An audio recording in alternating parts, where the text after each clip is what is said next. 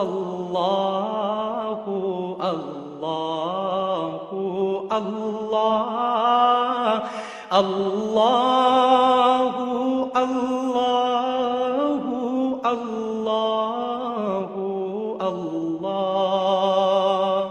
الحمد لله رب العالمين والعاقبة للمتقين والصلاة والسلام على خير خلقه محمد وآله وأصحابه أجمعين. أما بعد فأعوذ بالله من الشيطان الرجيم. بسم الله الرحمن الرحيم. سبحان الذي أسرى بعبده ليلا من المسجد الحرام إلى المسجد الأقصى الذي باركنا حوله لنريه من آياتنا إنه هو السميع البصير. وآتينا موسى الكتاب وجعلناه هدى لبني إسرائيل ألا تتخذوا من دوني وكيلا ذرية من حملنا مع نوح إنه كان عبدا شكورا. وقضينا إلى بني إسرائيل في الكتاب لتفسدن في الأرض مرتين ولتعلن علوا كبيرا فإذا جاء وعد أولاهما بعثنا عليكم عبادا لنا أولي بأس شديد فجاسوا خلال الديار وكان وعدا مفعولا. صدق اللہ العظیم. 15ویں پارے اور سورہ بنی اسرائیل کی ابتدائی آیات آپ کے سامنے تلاوت کی گئی ہیں، اور آج 15ویں پارے کے مضامین کا خلاصہ اور لب لباب آپ کے سامنے پیش کیا جائے گا. سورہ بنی اسرائیل سے 15ویں پارے کا آغاز ہوتا ہے. سورہ بنی اسرائیل مکی سورہ مبارکہ ہے. اس میں 111 آیات ہیں اور 12 رکوع ہیں. سورہ بنی اسرائیل کے آغاز میں حق تعالیٰ جل شانہ نے نبی کریم صلی اللہ علیہ وسلم کے واقعہ معراج کو ذکر فرمایا کہ رسول اللہ صلی اللہ علیہ وسلم کو اللہ کی طرف سے واقعہ معراج حاصل ہوا، اور یہ شرف و اعزاز معراج کی شکل میں اور معراج کی صورت میں حاصل ہوا. روایات سیرت کے مطابق یہ واقعہ معراج غالباً بعثت نبوی کے 10ویں سال کے اندر، یعنی نبی کریم صلی اللہ علیہ وسلم کی بعثت کو اور آغاز وحی کو 10 سال گزر چکے تھے اور ہجرت میں ابھی 3 سال باقی تھے. تو یہ واقعہ معراج جو ہے وہ پیش آیا ہے. واقعہ معراج کو سمجھنے سے پہلے ذرا ایک بات کو تمہیدی اور اصولی طور پر سمجھ لیجئے، اور وہ یہ سمجھ لیجئے کہ حق تعالیٰ جل شانہ نے اپنے انبیاء علیہم السلام کو کچھ حیران کن حقائق اور کچھ حیران کن چیزیں عطا فرمائی تھیں، جنہیں ان انبیاء علیہم السلام کے معجزات کہا جاتا ہے. حضرت موسیٰ علیہ السلام کا واقعہ ہم اس سے پہلے کئی مرتبہ پڑھ چکے ہیں، جس میں اللہ تعالیٰ نے حضرت موسیٰ علیہ السلام کو معجزہ عطا فرمایا تھا کہ وہ اپنی عصا زمین پر پھینکتے تھے تو وہ لاٹھی وہ سانپ بن جاتی تھی، اور اس سانپ کو پکڑتے تھے تو دوبارہ لاٹھی بن جایا کرتی تھی. ہاتھ گریبان میں ڈالتے تھے تو وہ ہاتھ روشن ہو کر نکلتا تھا. حضرت عیسیٰ علیہ السلام کو اللہ تعالیٰ نے مختلف معجزات عطا فرمائے تھے. یہ معجزات وہ حیران کن واقعات ہوتے ہیں کہ جو اسباب کی دنیا سے ذرا باہر ہوتے ہیں، اور اسباب کی دنیا ان کا سبب یا ان کی سائنسی توجیہ کرنے سے قاصر ہوتی ہے. ایسے حقائق جو ہوتے ہیں وہ اصل میں اللہ کا حکم اور اللہ کا فعل ہوتے ہیں، نبی کے ہاتھ پر ظاہر ہوتے ہیں. نبی کے ہاتھ پر ظاہر ہونے والی یہ چیزیں جو ہیں یہ نبی کے معجزات کہلاتی ہیں.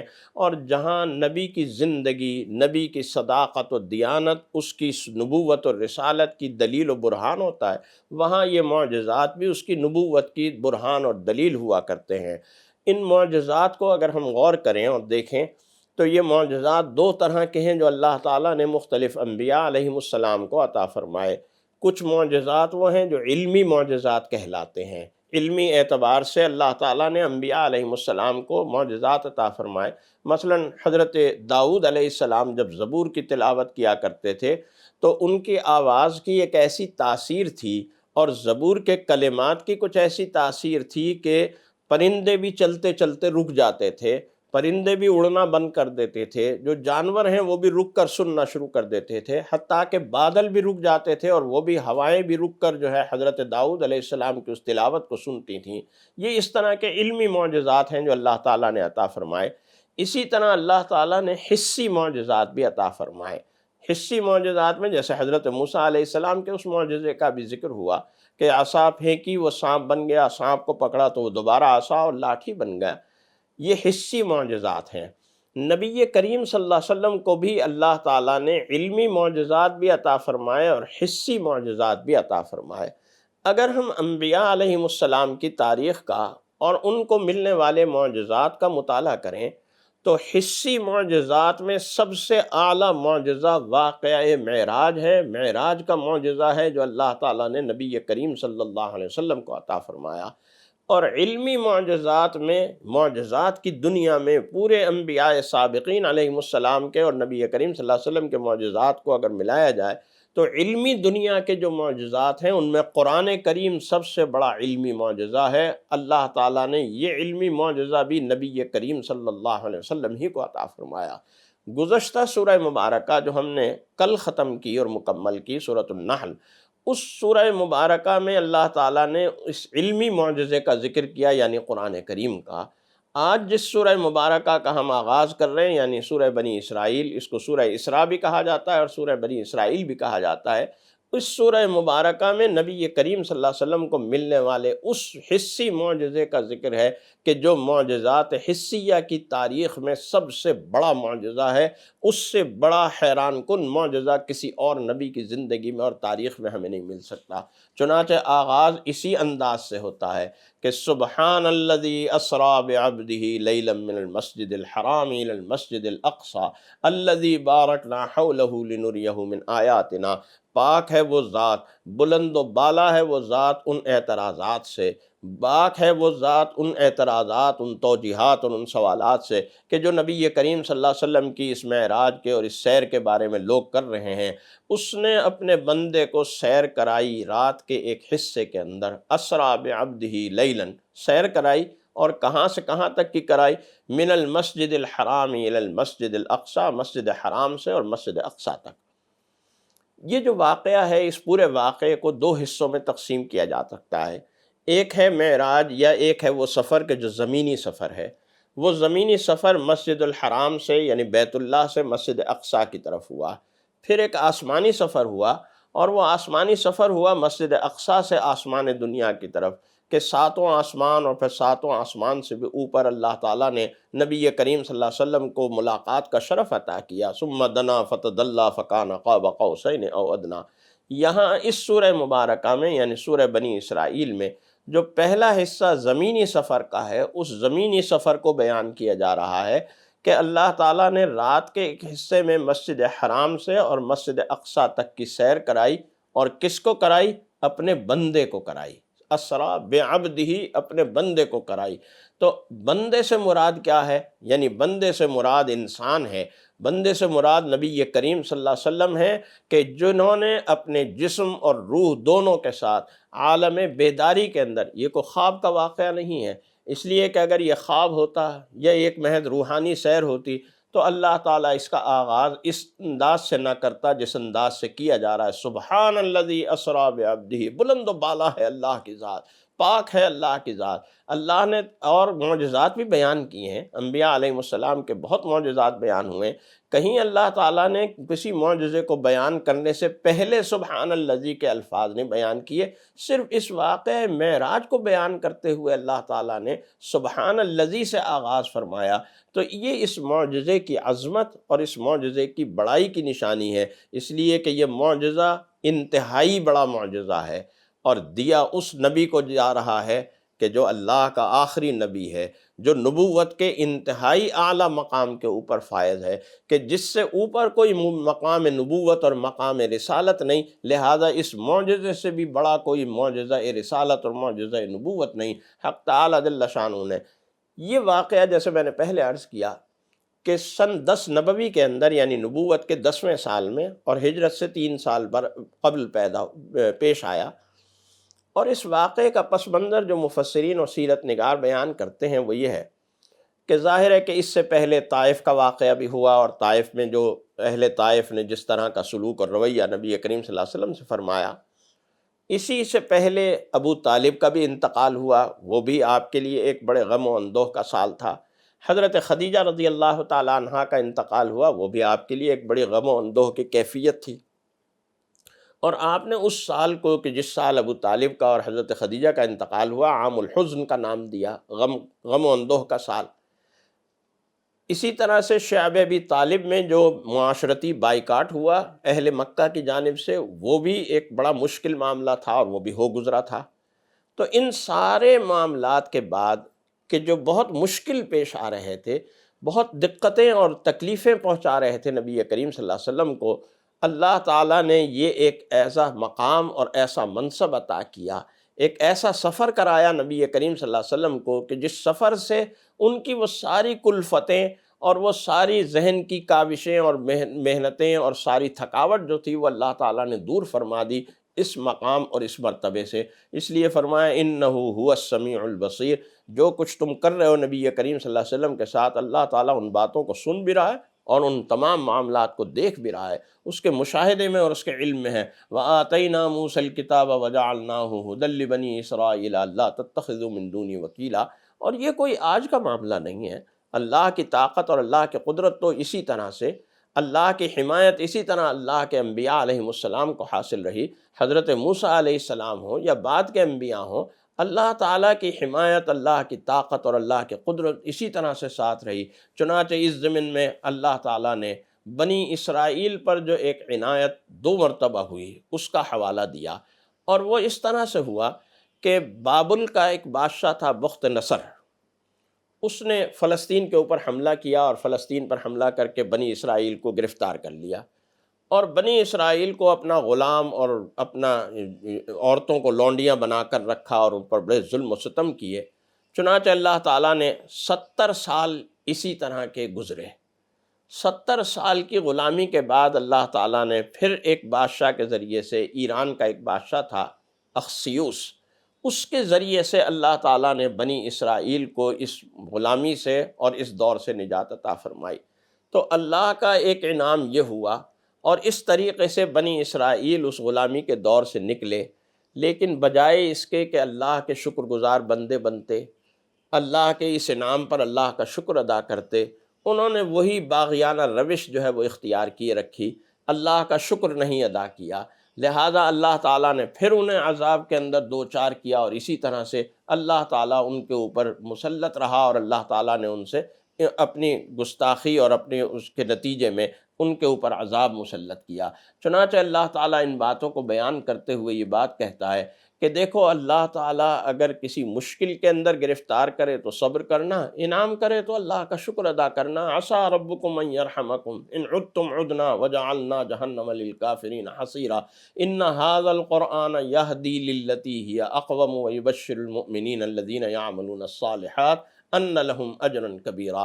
ایک بات یاد رکھنا کہ اللہ تعالیٰ نے یہ قرآن کریم نازل کر دیا ہے، یہ ہدایت کا سامان ہے، یہ ہدایت کا بہترین سامان ہے۔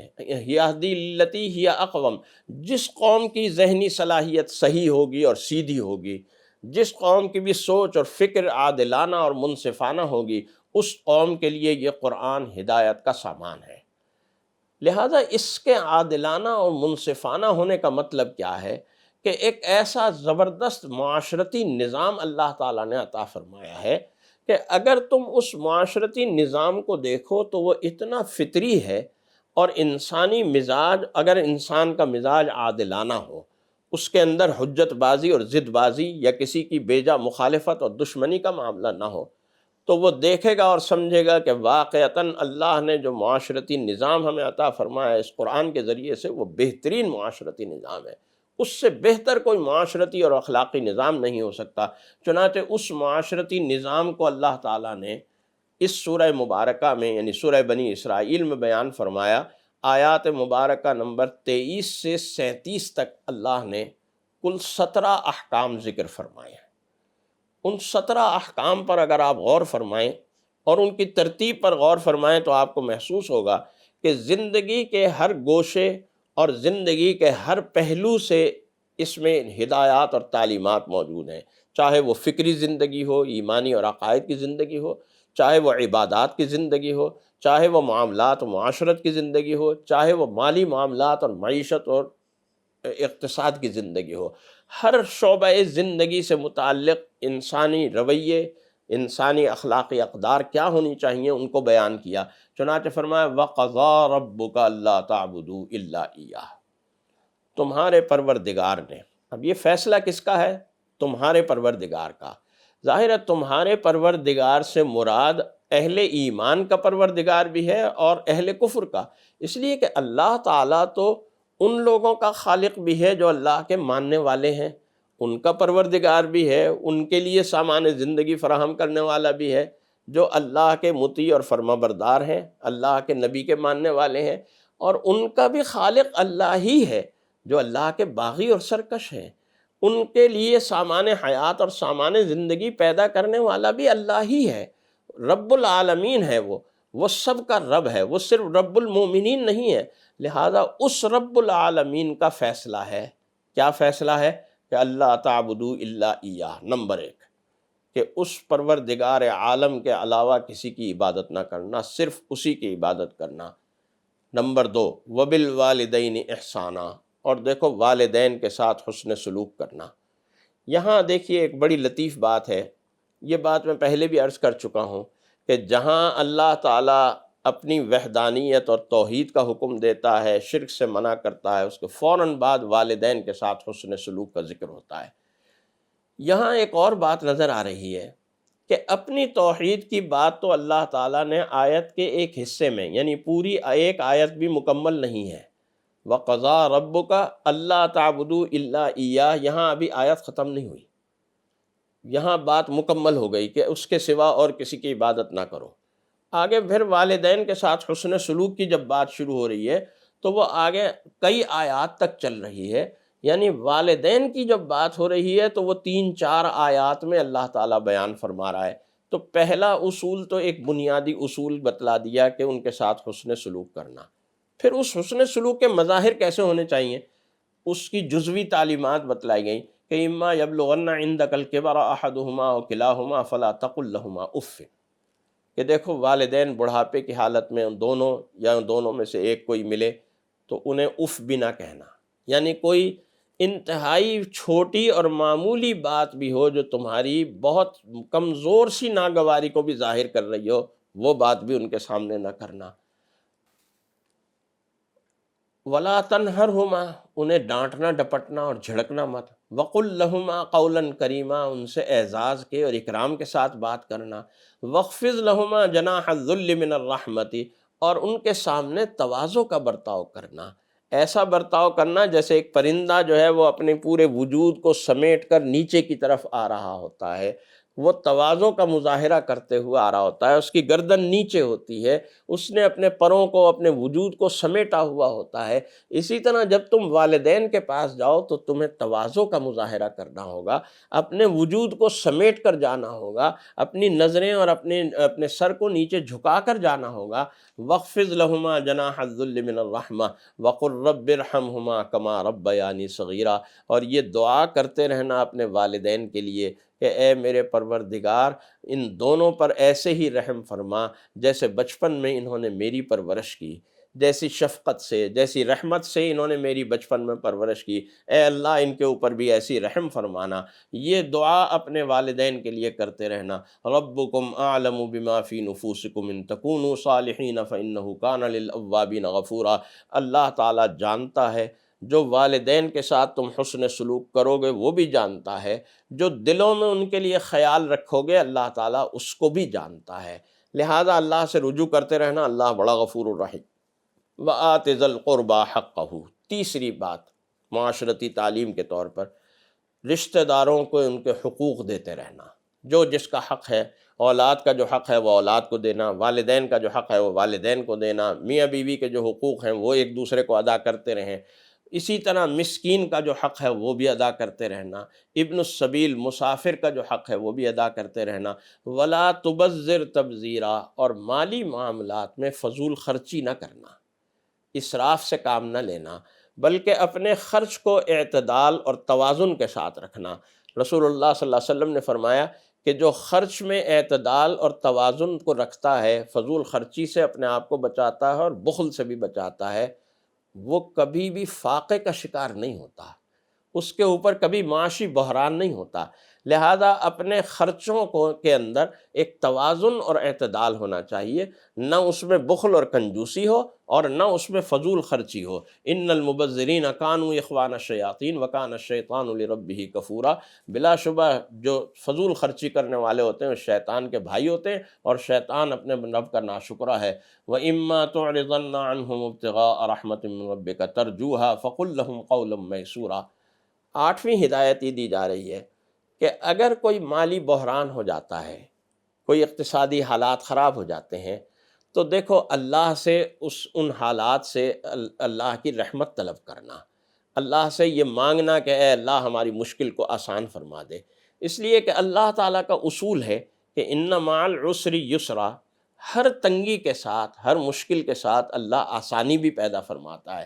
تو فقل لہم قولا میسورا، لوگوں سے اس کا بدلہ نہ لینا، اپنے معاشی بحران کا، اپنی معاشی اور اقتصادی پریشانیوں کا بدلہ لوگوں سے نہ لینا شروع کر دینا کہ لوگوں سے تم بدسلوکی شروع کر دو، لوگوں سے بدتمیزی شروع کر دو۔ لوگوں سے تمہارے معاملات آسانی کے ہونے چاہیے، سہولت کے ہونے چاہیے، ان کے ساتھ رویے تمہارے نرم ہونے چاہیے۔ وَلَا تَجْعَلْ يَدَكَ مَغْلُولَةً إِلَىٰ عُنُقِكَ، اسی طرح مالی معاملات میں یہ بھی صورت نہ ہو کہ تم اپنے غرض اور اپنی جو فائدے ہیں ان میں اتنے منہمک ہو جاؤ کہ یوں لگے کہ جیسے تم نے اپنی گردن کے ساتھ اپنا ہاتھ باندھ دیا ہے، کہ تمہاری کسی صلاحیت سے کوئی دوسرا فائدہ نہ اٹھا لے، تمہارے مال و دولت سے کوئی دوسرا مستفید نہ ہو جائے، ایسے رویے نہ رکھنا۔ ولا تبسطها کل البسط، اور نہ اس طرح پورے ہاتھ کھول دینا کہ لوگ لوٹ لوٹ کے تمہیں لے جائیں اور تمہارے پاس کچھ نہ رہے، یوں بھی نہ کرنا۔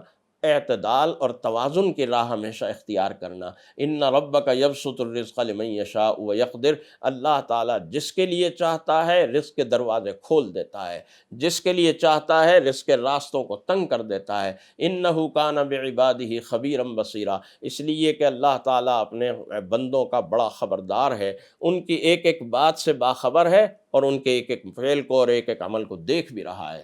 10ویں ہدایت یہ ارشاد فرمائی کہ وَلَا تَقْتُلُوا أَوْلَادَكُمْ خَشْيَةَ إِمْلَاقٍ، غربت کے ڈر سے اپنی اولاد کو قتل نہ کرنا۔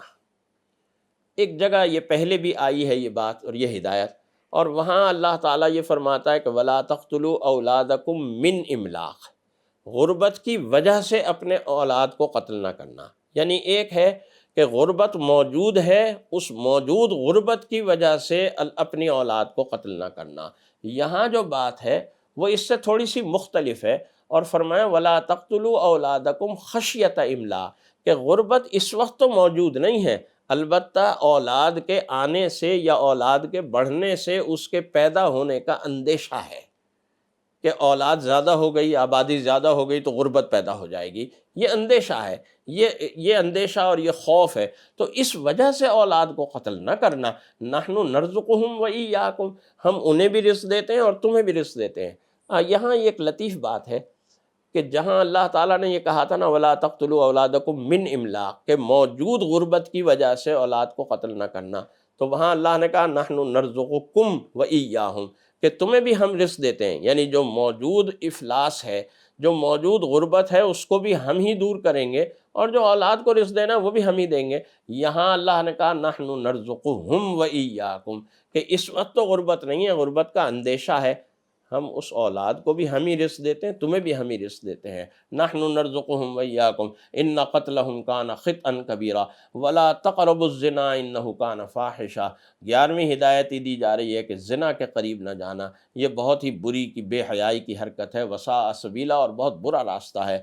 ولا تقتلوا النفس التي حرم اللہ الا بالحق۔ 12ویں ہدایت یہ دی جا رہی ہے کہ اس نفس کے قتل کی طرف مت جانا کہ جس کو اللہ نے محترم قرار دے دیا ہے، جس کے قتل کو اللہ نے منع کر دیا ہے۔ یہاں وہی بات ہے جو میں پہلے بھی عرض کر رہا تھا کہ قتل نفس کی یعنی قتل انسانی کی بات ہو رہی ہے، قتل مومن کی بات نہیں ہو رہی۔ وہ انسان مومن بھی ہو سکتا ہے، وہ انسان کافر بھی ہو سکتا ہے۔ وَمَنْ قُتِلَ مَظْلُومًا فَقَدْ جَعَلْنَا لِوَلِيِّهِ سُلْطَانًا وَلَا تَقْرَبُوا مَالَ الْيَتِيمِ اور یتیم کے مال کے قریب نہ جانا، یہ 13ویں ہدایت دی جا رہی ہے۔ 14ویں ہدایت میں ارشاد فرمایا گیا وَأَوْفُوا الْكَيْلَ، ناپ کو پورا رکھنا، وزنوا بالقسطاس المستقیم، اور 15ویں ہدایت دی جا رہی ہے کہ تول بھی پورا رکھنا۔ کپڑا یا کوئی بھی چیز ناپ کر دے رہے ہو تو وہ بھی پوری پوری ہونی چاہیے، کوئی چیز تول کر اور وزن کر کے دے رہے ہو تو وہ بھی پوری پوری ہونی چاہیے۔ نہ ناپ میں کوئی خیانت کرو اور ڈنڈی مارو، نہ تول کے اندر کوئی ڈنڈی مارو اور خیانت کرو۔ ذالک خیر و احسن تأویلا ولا تقف ما لیس لک بہ علم۔ اور دیکھو، ہر بات کو آگے پہنچانے کی کوشش نہ کرو بغیر تحقیق کے کہ جو بھی آئے فوراً آگے نقل کر دیا، بلکہ پہلے دیکھ لو، پہلے رک جاؤ، دیکھ لو کہ بات صحیح ہے غلط ہے کیا نہیں ہے، اس کے بعد آگے بات کرنا۔ اس لیے کہ ان السمع والبصر والفؤاد کل اولئک کان عنہ مسئولا، اللہ کے ہاں سے اس کانوں کے بارے میں اور سماعت کے بارے میں بھی سوال ہوگا، آنکھوں کے اور بصارت کے بارے میں بھی سوال ہوگا، دل میں جو سوچا ہے اور دل میں جو خیال کیا اس کے بارے میں بھی سوال ہوگا۔ اس لیے ان ساری باتوں کو صحیح رکھنا۔ ولا تمشی فی الارض مرحا، یہ 17ویں اور آخری ہدایت ہے، زمین پر اترا کر مت چلنا۔ ولا تمشی، اکڑ کر اور اترا کر مت چلنا۔ کیوں؟ اس لیے کہ تم جتنا مرضی اکڑ کے چلو، جتنے مرضی زور زور سے پاؤں زمین پر مارو، انک لن تخرق الارض، تم زمین کو پھاڑ نہیں سکتے۔ جتنی مرضی زور سے زمین پہ پاؤں مار لو، تم زمین کو پھاڑ نہیں سکتے۔ جتنی اپنی مرضی گردن کو اونچا کر لو اور سینے کو پھلا لو، وَلَن تَبْلُغَ الْجِبَالَ طُولًا، تم قد کے اندر، قد کے پہاڑ کے برابر نہیں پہنچ سکتے، اس کے اوپر اس جتنے اونچے نہیں ہو سکتے۔ ذَلِكَ مِمَّا أَوْحَىٰ إِلَيْكَ رَبُّكَ مِنَ الْحِكْمَةِ، یہ بڑی حکمت و دانائی کی باتیں ہیں جو اللہ تعالیٰ نے نبی کریم صلی اللہ علیہ وسلم پر نازل کی ہیں۔ ان حکمت و دانائی کی باتوں پر سب انسانوں کو عمل کرنا ہے، اس لیے کہ وَقَضَىٰ رَبُّكَ، یہ تمہارے پروردگار کا فیصلہ ہے، اور پروردگار کسی ایک قوم کا نہیں ہے، پروردگار کسی ایک طبقے کا نہیں ہے، پروردگار کسی ایک مذہب کے ماننے والوں کا نہیں ہے، پروردگار تو سب کا پروردگار ہے۔ اللہ تو سب کا پروردگار ہے، اللہ تو سب کا خالق ہے، سب کے لیے سامان زندگی اور سامان حیات پیدا کرنے والا ہے۔ لہذا اس نے جو باتیں بتلائی ہیں، حکمت کا تقاضا ہے، انسانی عقل و دانش کا تقاضا ہے کہ ان باتوں کے اوپر عمل کیا جائے، اور ان باتوں کو مانا جائے اور ان باتوں کے اوپر عمل کیا جائے۔ لہذا اللہ تعالیٰ نے نبی کریم صلی اللہ علیہ وسلم کے واسطے سے ایک ہدایت ہمیں بھی دے دی، اور وہ ہدایت کیا دے دی کہ وَقُلْ لِعِبَادِي يَقُولُوا الَّتِي هِيَ أَحْسَنُ إِنَّ الشَّيْطَانَ يَنزَغُ بَيْنَهُمْ إِنَّ الشَّيْطَانَ كَانَ لِلْإِنسَانِ عَدُوًّا مُّبِينًا، کہ بندوں سے جو بات بھی کرو بہت اچھے طریقے سے کرنا، بہتر طریقے سے کرنا، حسن سلوک کے ساتھ کرنا، اخلاص اور للہیت کے ساتھ کرنا، محبت کے ساتھ کرنا، کسی کی تحقیر آمیز باتیں نہ کرنا۔ اس لیے کہ اللہ تعالیٰ یہ بات واضح کر چکا ہے کہ شیطان انسان کا کھلا دشمن ہے، اور وہ انسان کے درمیان چلتا ہے، انسان کے درمیان جھگڑے پیدا کرنے کی کوششیں کرتا ہے، غلط فہمیاں پیدا کرنے کی کوشش کرتا ہے، ایسے وساوس ڈالتا ہے کہ جس سے دو افراد کے درمیان جھگڑا ہو۔ وہ ایک روایت کے اندر آتا ہے کہ ابلیس نے اور شیطانوں کے سردار نے اپنا ایک دربار مقرر کیا اور پوچھا، ہاں بھئی آج کی کارکردگی سناؤ، کیا کیا کارروائی؟ کسی نے کہا میں نے یہ قتل کروا دیا، کسی نے کہا میں نے یہ کام کروا دیا، میں نے یہ کام کروا دیا، یہ گناہ کروایا، یہ سب اپنے اپنے کارنامے بیان کر رہے تھے۔ ایک چھوٹا سا شیطان ایک طرف کو بیٹھا تھا، آخر میں اس کا نمبر آیا تو اس سے پوچھا بھئی تم نے کیا کیا؟ اس نے کہا صاحب میں تو آج کوئی خاص کارنامہ سر انجام نہیں دے سکا۔ پوچھا اس سے کہ بھئی بتاؤ تو صحیح، ایسی کیا بات، کچھ نہ کچھ تو کیا ہوگا؟ کہ ہاں بس میں تو ایک کام کر سکا ہوں آج سارے دن میں، کہ ایک میاں بیوی کی لڑائی کروا دی تھی میں نے۔ اس نے جناب اس کو اٹھ کے گلے سے لگایا، سینے سے لگایا اور کہا کہ اصل کارنامہ تو تم سر انجام دے کے آئے ہو۔ تو دو انسانوں کے درمیان نزاع اور جھگڑا پیدا کرنا، دو انسانوں کے درمیان محبتوں کو ختم کرنا، یہ شیطان کا سب سے بڑا حملہ ہوتا ہے، اور شیطان اس سلسلے میں اس حملے میں جب کامیاب ہوتا ہے تو وہ سب سے زیادہ خوش ہوتا ہے۔ اس لیے اپنے درمیان محبتیں قائم رکھنا، اپنے درمیان تعلقات استوار رکھنا، اپنی ذمہ داریوں کو سمجھتے رہنا اور ان کو ادا کرتے رہنا۔ چنانچہ اس ضمن میں حق تعالی جل شانہ پھر اسی واقعے کی طرف اشارہ فرما رہے ہیں کہ دیکھو ابلیس کو ہمیشہ اپنا دشمن سمجھنا، کبھی ابلیس سے دوستی اور ابلیس سے محبت کے دامن میں نہ آنا۔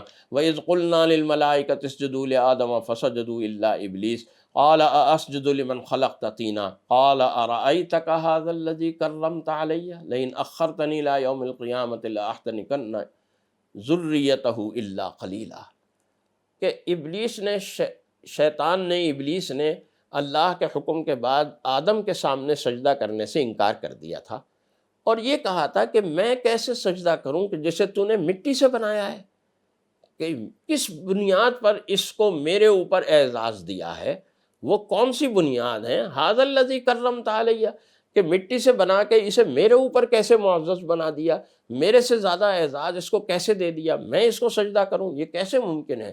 اللہ کے سامنے غرور و تکبر کا مظاہرہ کیا تو اللہ کی لعنت کا مستحق ہو گیا۔ لہذا جو اللہ کے سامنے غرور و تکبر کا مظاہرہ کرے گا، اللہ کے احکام کو چیلنج کرے گا، اللہ تعالیٰ اس کو اپنی سزا سے، اپنی لعنت سے دوچار کرے گا اور اپنی رحمت سے دور کر دے گا۔ چنانچہ لیکن اس کے بالمقابل آدم سے خطا ہوئی تو آدم نے اللہ کے سامنے ندامت اور شرمندگی کا اظہار کیا، اور جب آدم نے ندامت اور شرمندگی کا اظہار کیا تو آدم کو جو نتیجہ ملا وہ کیا ملا؟ ابلیس کو تو نتیجہ ملا لعنت کا، ابلیس کو تو نتیجہ ملا ذلت اور رسوائی سے نکلنے کا، لیکن آدم کو نتیجہ ملا وَلَقَدْ كَرَّمْنَا بَنِي آدَمَ وَحَمَلْنَاهُمْ فِي الْبَرِّ وَالْبَحْرِ وَرَزَقْنَاهُمْ مِنَ الطَّيِّبَاتِ وَفَضَّلْنَاهُمْ عَلَىٰ كَثِيرٍ مِّمَّنْ خَلَقْنَا تَفْضِيلًا، کہ آدم کو ہم نے، بنی آدم کو، پوری بنی نوع انسان کو ہم نے عالم کے اندر اور کائنات کے اندر مکرم اور معزز بنا دیا، دوسری مخلوقات کے مقابلے میں انہیں فضیلت اور برتری دے دی۔ کس لیے دے دی؟ اس لیے دے دی کہ جب آدم سے خطا سرزد ہوئی تو آدم نے ندامت اور شرمندگی کا اظہار کیا۔ گویا اللہ تعالیٰ نے حضرت آدم کے اس طریقے میں ہمارے سامنے یہ سبق رکھ دیا کہ ہم اس سبق کو تو بہت یاد رکھتے ہیں کہ آدم سے غلطی ہوئی تھی لہٰذا ہم بھی آدم کی اولاد ہیں، ہمارے سے بھی غلطی ہوگی، لیکن ہم اس سبق کو بھول جاتے ہیں کہ آدم سے جب غلطی ہوئی تھی تو آدم کا رویہ اللہ کے سامنے کیا تھا؟ آدم نے ندامت اور شرمندگی کا اظہار کیا، اپنی غلطی کی تعویل نہیں پیش کی، اپنی غلطی پر کوئی حیلے بہانے، یہ ارادہ تھا، یہ نیت تھی، یہ فلاں تھا، یہ فلاں تھا، اللہ کے سامنے اپنے جرم کا اعتراف کیا اور کہا ربنا ظلمنا انفسنا وان لم تغفر لنا وترحمنا۔ یہ طریقہ ہے آدم کا۔ ہم اگر اولاد آدم ہونے کے دعوے دار ہیں تو ہمیں بھی یہی طریقہ اختیار کرنا چاہیے، اور اس طریقے کو اختیار کرنے کے لیے ہمیں کیا کرنا چاہیے؟ اقم الصلاۃ لدلوک الشمس الی غسق اللیل وقرآن الفجر، کہ ہمیں دن میں بھی نماز قائم کرنی چاہیے، ہمیں شام میں بھی نماز قائم کرنی چاہیے، ہمیں رات کی تنہائی اور رات کی تاریکی میں بھی نماز قائم کرنی چاہیے، یعنی صبح جب آغاز ہو جب بھی ہم نماز قائم کریں، دن کا جب عروج ہو اور سورج کو زوال شروع ہو جب بھی نماز قائم کریں، الی غسق اللیل، آخر رات تک ہم نمازوں کا قیام جو ہے وہ اپنے عمل میں لائیں، اس میں مغرب بھی آ گئی، اس میں عشاء بھی آ گئی، اس میں تہجد بھی آ گئی، اور یہ بات یاد رکھنا کہ ان قرآن الفجر کان مشہودا، اللہ تعالیٰ کے سامنے قرآن فجر جو ہے، یعنی فجر کے وقت کی جو تلاوت ہے وہ مشہود، وہ بہت بڑی گواہی ہے، وہ بہت بڑی گواہی ہے۔ انسان اس نماز کی وجہ سے، نماز فجر کی وجہ سے منافقت سے بچا رہتا ہے، اللہ تعالیٰ اسے منافقت سے نجات دے دیتے ہیں، منافقت سے وہ بچ جاتا ہے۔ اور یہ بھی بات حدیث میں آتی ہے کہ اللہ کی طرف سے ہر مسجد کے اندر فرشتوں کی جماعت متعین ہوتی ہے، اور وہ رات اور دن کی تبدیلی کے ساتھ ہوتی ہے۔ فرشتوں کی جو جماعت رات کی ڈیوٹی کر رہی ہوتی ہے وہ فجر کی نماز سے فراغت کے بعد جاتی ہے، اور جو ڈیوٹی کرنے کے لیے آتی ہے دن کی وہ فجر سے پہلے آ جاتی ہے۔ لہذا فجر کی نماز میں یہ دونوں جماعتیں اکٹھی ہوتی ہیں، اور وہ جو صلاۃ الوسطیٰ کی بات ہے اس میں فجر اور عصر داخل ہیں، وہ یہی بات ہے کہ فجر اور عصر میں یہ دونوں جماعتیں، عصر کے اندر وہ جماعت واپس جا رہی ہوتی ہے جو دن کی ڈیوٹی کرتی ہے، اور وہ جماعت عصر کی نماز سے پہلے آ جاتی ہے جو رات کی ڈیوٹی پر آتی ہے، مامور ہوتی ہے۔ چنانچہ یہ دونوں نمازیں ایسی ہیں جس میں دونوں جماعتیں، جو آؤٹ گوئنگ جماعت ہے وہ بھی موجود ہے اور جو ان کمنگ جماعت ہے وہ بھی ہے، دونوں جماعتیں اس بندے کی نماز کا حساب لکھتی ہیں اور اللہ کی بارگاہ میں پیش کرتی ہیں۔ اس لیے فرمائیں نہ قرآن الفجر کان مشہودا ومن اللیل فتہجد بہ نافلۃ لک عسیٰ ان یبعثک ربک مقاما محمودا۔ یہ ایک خاص مقام ہے جو نبی کریم صلی اللہ علیہ وسلم کو اللہ تعالیٰ روز قیامت عطا فرمائے گا۔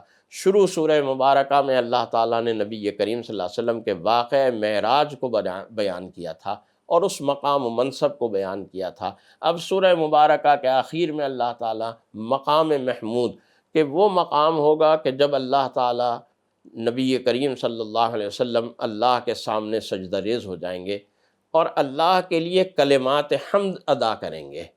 رسول اللہ صلی اللہ علیہ وسلم فرماتے ہیں اگر آج تم مجھ سے پوچھو کہ وہ کلمات حمد کیا ہوں گے تو میں آج نہیں بتا سکتا۔ وہ کلمات حمد اللہ تعالیٰ مجھے اسی وقت عطا فرمائیں گے، اور جب وہ کلمات حمد میں ادا کروں گا تو اللہ تعالیٰ کہیں گے ارفع راسک، اے محمد اپنا سر اٹھاؤ، اور مجھے لواء الحمد یعنی حمد کا جھنڈا عطا کیا جائے گا۔ یہ وہ مقام محمود ہے جو اللہ تعالیٰ نبی کریم صلی اللہ علیہ وسلم کو عطا فرمائے گا، اور پھر نبی کریم صلی اللہ علیہ وسلم سفارش کریں گے، شفاعت کریں گے، حساب و کتاب کے شروع ہونے کی شفاعت ہوگی اور حساب و کتاب شروع ہوگا۔ اس مقام کو بیان کیا گیا۔ وَيَسْأَلُونَكَ عَنِ الرُّوحِ قُلِ الرُّوحُ مِنْ أَمْرِ رَبِّي۔ یہاں ایک سوال کا جواب دیا جا رہا ہے۔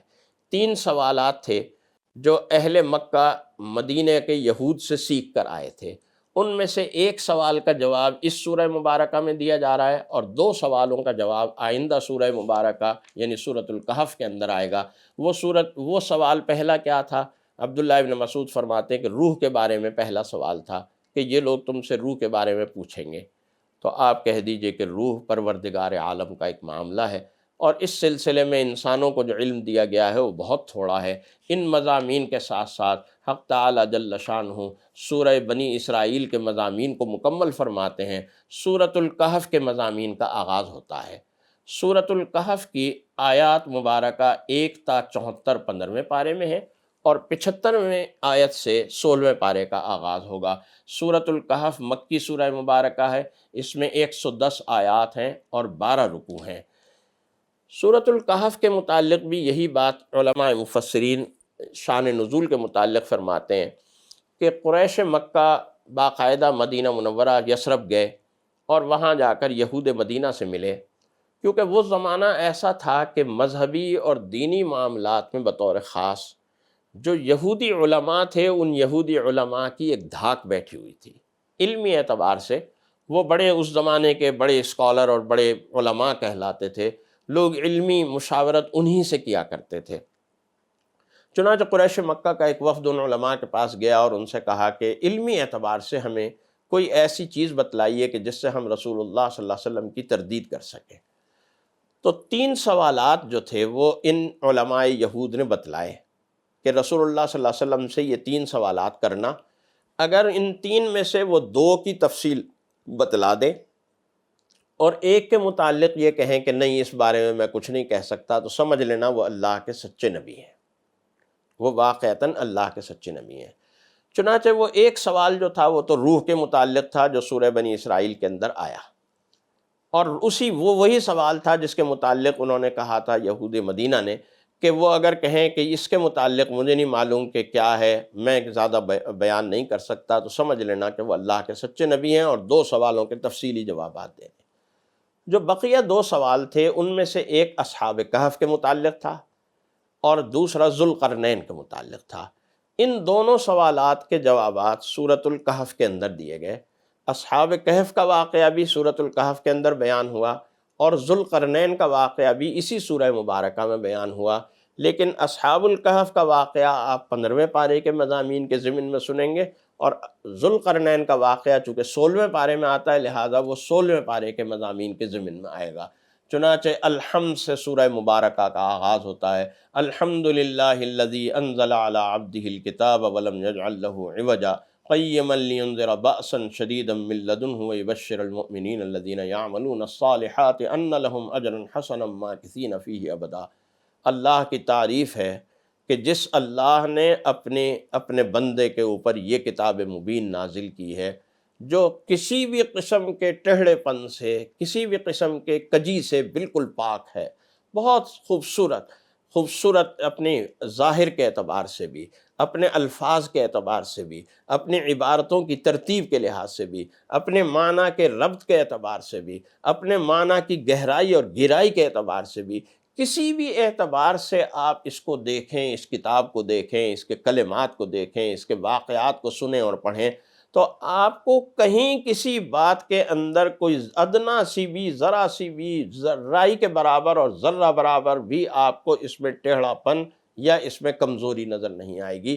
بڑے مضبوط دلائل کے ساتھ، بڑے مربوط انداز کے ساتھ، بڑے اعلیٰ مضامین اس کے اندر بیان کیے گئے ہیں۔ حق تعالی جل شانہ کی طرف سے یہ کلمات اس طرح کے کلمات ہیں کہ واقعتاً انسان حیران ہو جاتا ہے، اور باوجود اس کے کہ اللہ نے یہ چیلنج کیا کہ اگر تمہیں کچھ شک ہے کہ یہ اللہ کی کتاب ہے یا نہیں ہے تو اس کے مقابلے میں کلام بنا کر لے آؤ، اگر یہ مخلوق کا کلام ہے تو تم بھی بنا سکتے ہو پھر۔ لیکن ظاہر ہے کہ اس کلام کو بنانے کے لیے بہت کوششیں ہوئیں، لیکن اس جیسا کلام نہیں بنا سکے۔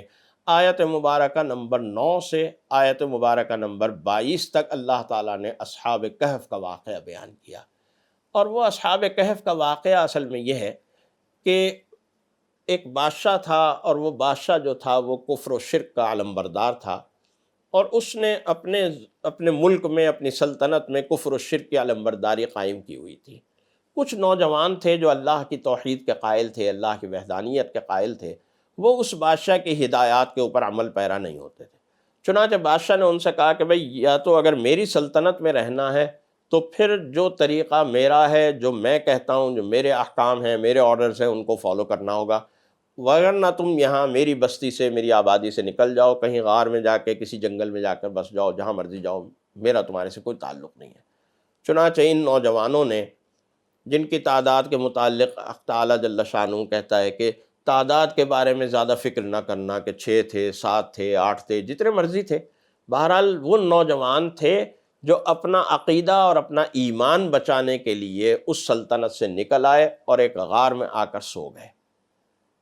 اب یہ اللہ کا معجزہ ہوا کہ وہ کتنے ہی برس اس غار کے اندر، یعنی 3009 سال وہ اس غار کے اندر سوتے رہے، 3009 برس مسلسل سوتے رہے، اور 3009 برس کی مسلسل نیند کے بعد وہ بیدار ہوئے تو یہی سمجھے کہ شاید ہم 1 دن 1.5 دن سوئے ہیں۔ چنانچہ انہوں نے اپنے ساتھی کو پیسے دیے اور کہا کہ بھئی جاؤ بازار میں جاؤ اور کوئی کھانے پینے کی کوئی چیز خرید کے لے آؤ، اور کسی سے زیادہ بات مت کرنا، بہت نرمی سے چھپ چھپا کے جاؤ۔ وَلْيَتَلَطَّفْ، اس کے لیے ایک لفظ استعمال کیا گیا، وَلْيَتَلَطَّفْ، اور اس لفظ کے اوپر قرآن کریم الفاظ کی اور حروف کی تعداد کے اعتبار سے آدھا ہو جاتا ہے، وَلْيَتَلَطَّفْ کے لفظ کے اوپر۔ تو ذرا نرمی سے جانا، اور نرمی سے جا کر جو ہے یہ پیسے لے جاؤ اور کچھ کھانے پینے کو لے آؤ۔ چنانچہ وہ پیسے لے کر گیا، تو اب ظاہر ہے 3000 برس پرانا سکہ، لوگ پریشان ہو گئے کہ یہ کس زمانے کا سکہ ہے۔ اس زمانے میں جو بادشاہ تھا وہ دقیانوس تھا، اس کا نام دقیانوس تھا، جس زمانے میں یہ لوگ باہر نکلے تھے۔ تو بزرگوں نے، بڑوں نے دیکھا، نوجوانوں کی تو سمجھ میں نہیں آیا کہ یہ کیسا سکہ ہے، کہاں کا سکہ ہے، کس زمانے کا ہے۔ تو ذرا بڑے بزرگوں نے دیکھا تو انہوں نے کہا یہ تو دقیانوسی سکہ معلوم ہوتا ہے، یعنی بہت قدیم معلوم ہوتا ہے، دقیانوس کے زمانے کا۔ اور یہی وجہ ہے کہ پھر اس کے بعد یہ محاورہ بن گیا، جو بھی قدیم خیالات کا مالک ہوتا ہے اسے ہم کہتے ہیں دقیانوسی خیالات کا مالک ہے۔ چنانچہ وہ اس طرح سے گئے، اللہ تعالیٰ نے انہیں دوبارہ زندگی دی، اور اس طرح سے پھر وہ نکلے وہاں سے اور توحید کے علم بردار بنے۔ اس واقعے سے اللہ تعالیٰ 2 باتیں بیان کر رہا ہے اور 2 سبق سکھا رہا ہے۔ ایک تو یہ کہ ایک بندہ مومن کو اپنا ایمان بچانا چاہیے، اور اگر وہ جس جگہ پر رہتا ہے وہاں اسے اپنے ایمان کے حوالے سے کچھ خطرہ محسوس ہو رہا ہو تو وہ اس جگہ سے نکل آئے، چاہے کسی غار میں چلا جائے، لیکن اس جگہ کو چھوڑ دے، اس ماحول کو چھوڑ دے جہاں اس کے ایمان کو خطرہ ہے۔ اور دوسری چیز یہ بتلائی کہ دیکھو جس طرح اللہ تعالیٰ نے ان لوگوں کو 3009 برس کی طویل نیند کے بعد بیدار کیا، اسی طرح اللہ تعالیٰ ہزاروں برس کی موت کے بعد لوگوں کو دوبارہ میدان حشر کے اندر زندہ کر کے جمع کرے گا۔ جیسے یہ لوگ دوبارہ زندہ ہوئے، ایسے ہی اللہ تعالیٰ انسانوں کو زندہ کرے گا۔ چنانچہ اس زمین میں اللہ تعالیٰ نے اپنے مطیع اور فرما بردار لوگوں کی بھی مثالیں دیں اور نافرمانوں کی بھی مثالیں دیں، اور یہ بتلایا کہ نافرمانوں کو اللہ کی طرف سے کس سزا کا بھگتنا اور سامنا ہوا۔ 15ویں پارے کے آخر میں حضرت موسیٰ اور حضرت خضر کا واقعہ نقل کیا گیا ہے کہ حضرت موسیٰ علیہ السلام ایک جگہ خطبہ دے رہے تھے، کسی نے پوچھا اس وقت روئے زمین پر سب سے بڑا عالم کون ہے؟ حضرت موسیٰ علیہ السلام چونکہ اللہ کے نبی تھے، فرمایا کہ میں ہوں۔ اللہ تعالیٰ کو یہ بات کچھ پسند نہ آئی۔ اللہ تعالیٰ نے کہا دیکھو میں تمہیں ایک بندے سے ملاتا ہوں، وَعَلَّمْنَاهُ مِن لَّدُنَّا عِلْمًا، اس کو میں نے اپنے پاس سے علم عطا کیا ہے۔ حضرت موسیٰ علیہ السلام نے اس کے ساتھ یعنی خضر علیہ السلام کے ساتھ سفر کیا، اور اس سفر میں 3 واقعات رونما ہوئے جو بڑے حیرت انگیز تھے۔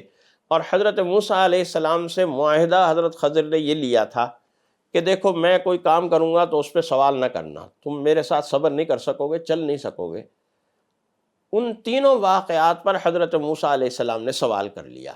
ان میں سے 2 واقعات تو 15ویں پارے میں بیان ہوئے ہیں، اور تیسرا واقعہ جو ہے وہ 16ویں پارے میں بیان ہوا ہے۔ پہلا واقعہ کیا ہوا کہ کشتی میں سوار ہوئے حضرت موسیٰ اور خضر، حضرت خضر نے کشتی کا تختہ توڑ دیا۔ حضرت موسیٰ نے کہا یہ آپ نے کیا کیا؟ آپ نے کشتی کرائے پر لی تھی، یہ غریب لوگوں کی کشتی ہے، آپ نے اسے توڑ دیا، عیب دار بنا دیا، یہ کیا کیا آپ نے؟ حضرت خضر نے کہا دیکھو میں نے تم سے کہا نہیں تھا کہ تم صبر نہیں کر سکو گے۔ حضرت موسیٰ نے کہا نہیں ٹھیک ہے، یہ پہلا موقع تھا، میں بھول گیا تھا، آپ مجھے معاف فرما دیں۔ پھر آگے چلے، دوسرا سفر شروع ہوا، ایک بچہ ملا، حضرت خضر علیہ السلام نے اٹھا کر اس کی گردن مروڑ دی اور اس کو مار دیا۔ حضرت موسیٰ سے پھر نہ رہا گیا اور یہ بات کہی کہ یہ کیا کیا آپ نے؟ یہ تو آپ نے بہت ہی برا کام کیا۔ فَانطَلَقَا حَتَّى إِذَا لَقِيَا غُلَامًا فَقَتَلَهُ قَالَ أَقَتَلْتَ نَفْسًا زَكِيَّةً بِغَيْرِ نَفْسٍ لَقَدْ جِئْتَ شَيْئًا نُكْرًا۔ یہ تو آپ نے بہت ہی برا کام کیا کہ ایک معصوم جان کو، کہ جس نے کوئی قتل نہیں کیا تھا، کوئی گناہ نہیں کیا تھا، آپ نے اس کو مار دیا، یہ کیا کیا آپ نے؟ اب یہ سوال ہوا ہے حضرت موسیٰ علیہ السلام کی طرف سے۔ حضرت خضر علیہ السلام نے اس پر کیا جواب دیا؟ اور پھر ان تینوں ایک اور واقعہ ہوا، اور پھر ان تینوں واقعات پر حضرت موسیٰ کی طرف سے جو سوال ہوا تھا بعد میں اس کا جواب دیا۔ یہ تیسرا واقعہ کیا ہوا، اور اس دوسرے واقعے پر جو اعتراض ہوا، سوال ہوا حضرت موسیٰ کی طرف سے، اس کا جواب انہوں نے کیا دیا، اور پھر ان تینوں واقعات کا کیا جواب دیا، وہ انشاءاللہ العزیز 16ویں پارے کے آغاز میں آئے گا، جس پر گفتگو انشاءاللہ 16ویں پارے کے مضامین کے ضمن میں ہوگی انشاءاللہ تعالی۔ اللہ تعالی ہمیں عمل کرنے کی اور سمجھنے کی صحیح توفیق نصیب فرمائے، آمین۔ وآخر دعوانا ان الحمدللہ رب العالمین۔ اللہ اللہ اللہ اللہ اللہ اللہ اللہ